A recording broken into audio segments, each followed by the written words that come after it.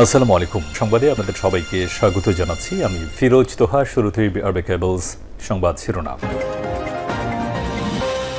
বাংলাদেশের সর্বশেষ গুরুত্বপূর্ণ আপডেট সংবাদে আপনাকে স্বাগত। শুরুতেই সংবাদ শিরোনাম, পরে বিস্তারিত।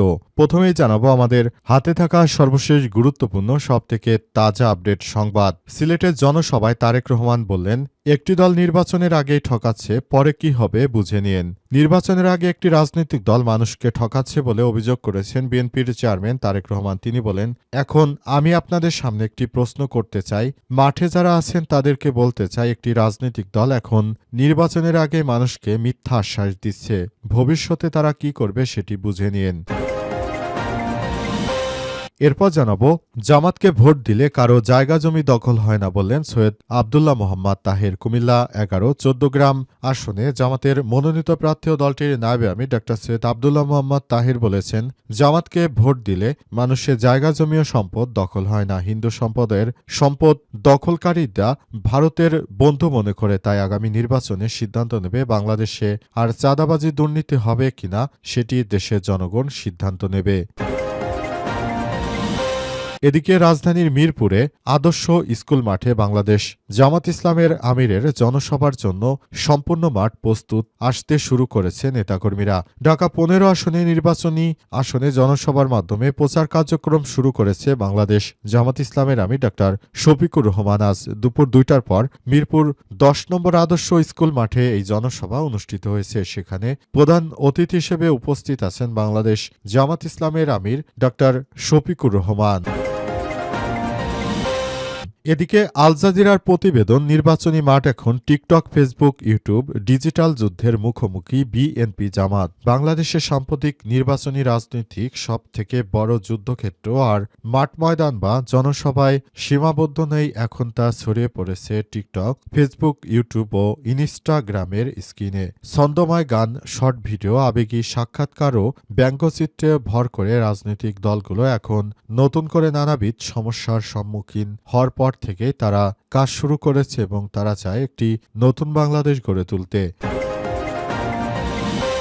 এবং সর্বশেষ জানাবো, পাকিস্তানি তেল গ্যাসের বিশাল মজুদ আবিষ্কার। পাকিস্তানের খাইবার পাখতুনখোয়া প্রদেশে নতুন তেল ও গ্যাস মজুদ আবিষ্কার ঘোষণা দিয়েছে দেশটির রাষ্ট্রীয় তেল গ্যাস উন্নয়ন কোম্পানি OGDCL। নতুন খনিগুলো দেশের অভ্যন্তরীণ জ্বালানি চাহিদা পূরণে গুরুত্বপূর্ণ ভূমিকা রাখবে বলে জানিয়েছে কোম্পানিটি। খবর গালফ নিউজের। প্রিয় দর্শক, এতক্ষণ শুনছিলেন সংবাদ শিরোনাম, এবারে বিস্তারিত। তবে তার আগে বন্ধুরা, অনুরোধ থাকবে এই সংবাদটিতে একটি লাইক দিন।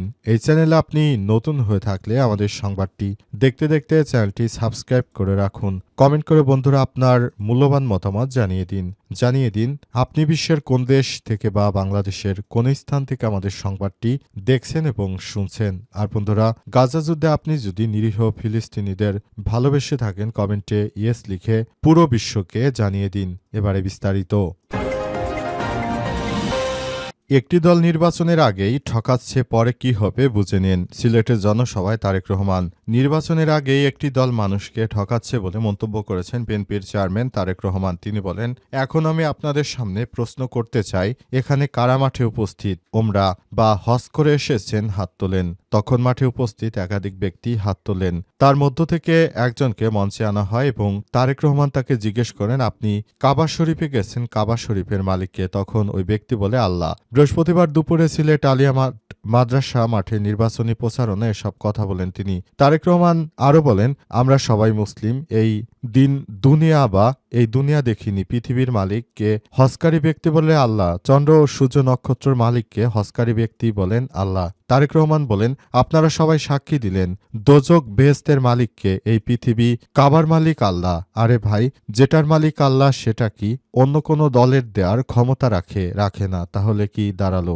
নির্বাচনের আগেই একটি দল এই দিব সেই দিব, বেহেশতের টিকিট দিব ইত্যাদি বলছে না। তারা যদি এই ধরনের মিথ্যার প্রশ্রয় নিয়ে থাকে তাহলে বলতে চাই, বেহেশত দোজক দেওয়ার মালিক হচ্ছে আল্লাহ। আপনারা এভাবে মানুষকে মিথ্যার প্রশ্রয় দিয়ে আর কতকাল ঠকাবেন? মানুষ আপনাদের চিনে ফেলেছে, সময় এসেছে আপনারা ভালোর পথে আসেন।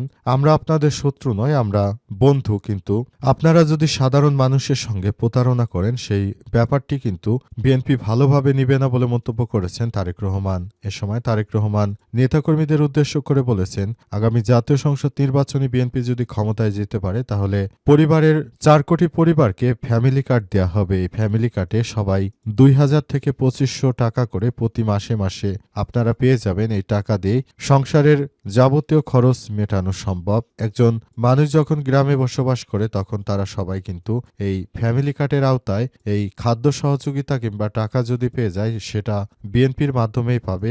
বিএনপি যদি সরকার গঠন করে তাহলে এই ফ্যামিলি কার্ডের মধ্য দিয়ে আসলে পুরো বাংলাদেশটাই এগিয়ে যাবে, এমন মন্তব্য করেছেন তিনি।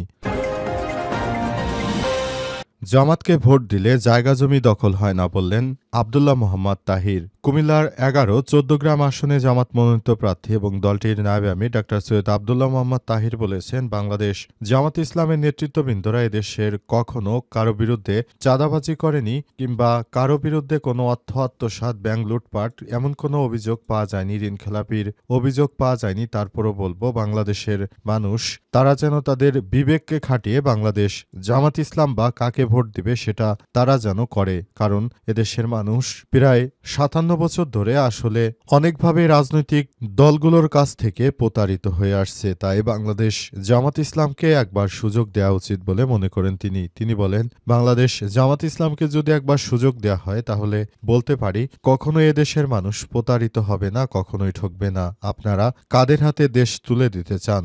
যারা ভালো তাদের হাতে, নাকি যারা দেশ থেকে হাজার হাজার কোটি টাকা চাঁদাবাজি করে, যারা বাংলাদেশটাকে ধ্বংসের দিকে ঠেলে দিতে চায় তাদের হাতে আপনারা বাংলাদেশকে তুলে দিতে চান? এমন মন্তব্য করেছেন তিনি।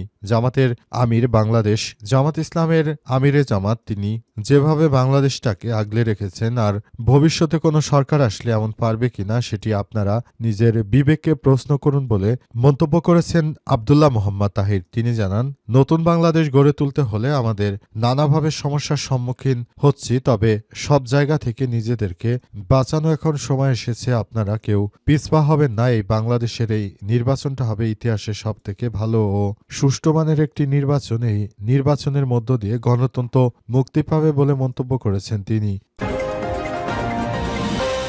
জামাত আমিরের জনসভার জন্য প্রস্তুত মিরপুরের আদর্শ স্কুল মাঠ। ঢাকা 15 নিজ নির্বাচনী আসনে জনসভার মাধ্যমে প্রচার কার্যক্রম শুরু করবেন জামাতের আমির ডা.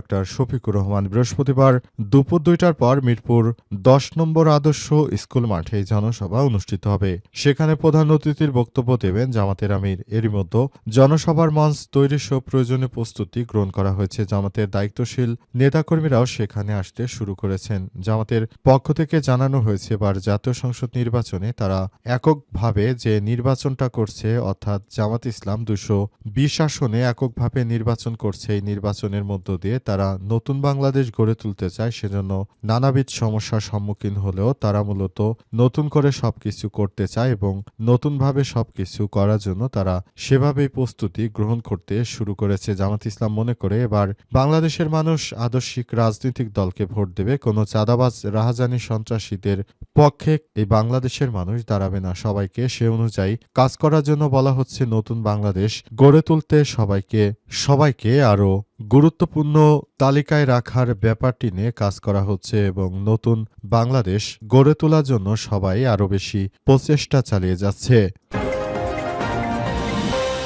আল জাজিরার প্রতিবেদন, নির্বাচনী মাঠ এখন টিকটক, ফেসবুক, ইউটিউব। ডিজিটাল যুদ্ধের মুখোমুখি বিএনপি জামাত। বাংলাদেশের সাম্প্রতিক নির্বাচনী রাজনীতির সবথেকে বড় যুদ্ধক্ষেত্র আর মাঠের ময়দান বা জনসভার সীমানাবদ্ধ সেই তা ছড়িয়ে পড়েছে টিকটক, ফেসবুক, ইউটিউব, ইনস্টাগ্রামের স্ক্রিনে ছদ্মনামে গান, শর্ট ভিডিও, আবেগী সাক্ষাৎকার, বাচনভঙ্গি ভর করে রাজনৈতিক দলগুলো তরুণ ভোটারদের মন জয় করার চেষ্টা চালাচ্ছে। নভেম্বরের শুরুতে সামাজিক যোগাযোগ মাধ্যমে ভাইরাল হয় একটি গান প্রথমে নজর কাড়ে সবার। গানটি কথায় উঠে আসে, নৌকাধানের শীষ, লাঙল দেখা শেষ, দাঁড়িপাল্লার হাতে গর্ব সোনার দেশ।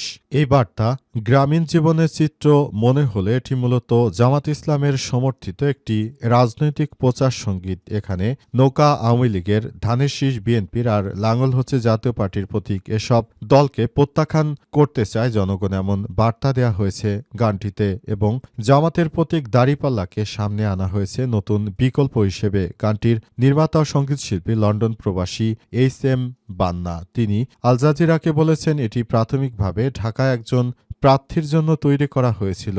মানুষ যখন এটি শেয়ার করতে শুরু করেছে তখন অন্য প্রার্থীরা বুঝতে পারেন যে এটি সাধারণ ভোটারদের আকৃষ্ট করেছে। ফলে ভাইরাল হওয়ার পর বিভিন্ন প্রার্থী এটি ব্যবহার করতে শুরু করেছেন। জামাতের গানের পাল্টা হিসেবে বিএনপিও ভিডিও প্রকাশ করেছে তাদের নির্বাচনী সঙ্গীত। এতে বলা হয়েছে, সবার আগে আমরা, আমাদের আগে দেশ, ক্ষমতার আগে জনতা, সবার আগে বাংলাদেশ। পাশাপাশি 24 সালে আন্দোলন থেকে জন্ম নেয়া ন্যাশনাল সিটিজেন পার্টি এনসিপির অফিসিয়াল গানটিও সামাজিক যোগাযোগ মাধ্যমে ভাইরাল হয়েছে। আগামী 12 ফেব্রুয়ারি অনুষ্ঠিত হতে যাচ্ছে জাতীয় সংসদ নির্বাচনে। এই নির্বাচনে 12 দলীয় জোটের থেকে এখন যারা 10 দলীয় জোটে আছে তারা জানিয়েছে, এবার আমরা বিপুল ভোটে জয়লাভ করব, কারণ বাংলাদেশের মানুষ এখন ওই রাজনৈতিক দলগুলোকে প্রত্যাখ্যান করেছে। তারা জানায়, আমরা নতুন বাংলাদেশ দেখতে চাই, নতুন করে শুরু করতে চাই। সেজন্য নতুন করে আমরা মূলত সবকিছু করতে চাই এবং বাংলাদেশটাকে সুন্দরভাবে গড়ে তোলার জন্য অবশ্যই বাংলাদেশের মানুষকে সঙ্গে নিয়ে আমরা এককভাবে কাজ করতে চাই বলে বলা হচ্ছে।